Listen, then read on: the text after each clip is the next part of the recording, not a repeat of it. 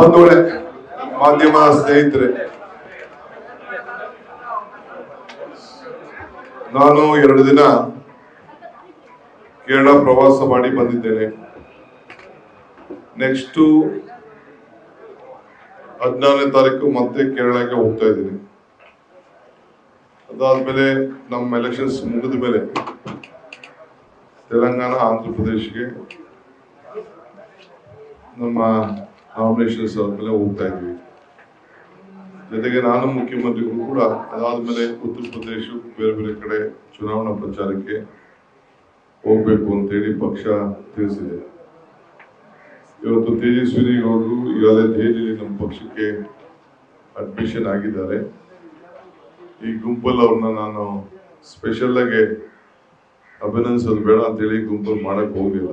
ಅವರು ನಮ್ಮ ಪಕ್ಷದ ಮೂಲ ಪಾರ್ಲಿಮೆಂಟ್ ಮೆಂಬರ್ ಆಗಿ, ಪಕ್ಷದ ಸಕ್ರಿಯ ಕಾರ್ಯಕರ್ತರಾಗಿ ಬೆಳೆದಂಥವ್ರು. ಅವರು ಕೂಡ ಬಿಜೆಪಿಲಿ ಒಂದು 10 ವರ್ಷ ಒಂದು ಆಗಿದೆ. ನೆಕ್ಸ್ಟ್ ಕಾಂಗ್ರೆಸ್ ಪಾರ್ಟಿನೇ ಈ ದೇಶಕ್ಕೆ ಏನಾದ್ರು ಒಳ್ಳೇದಾಗದು ಅನ್ನೋದು ಮಾಡ್ಕೊಂಡು ಬಂದಿದ್ದಾರೆ.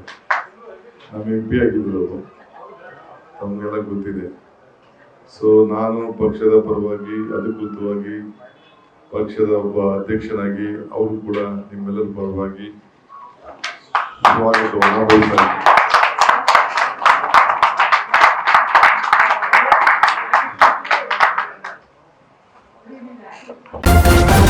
ನ್ಯೂಸ್ ಫಸ್ಟ್, ನಿರ್ಭೀತಿಯಿಂದ ನಿಮ್ಮ ಪರವಾಗಿ.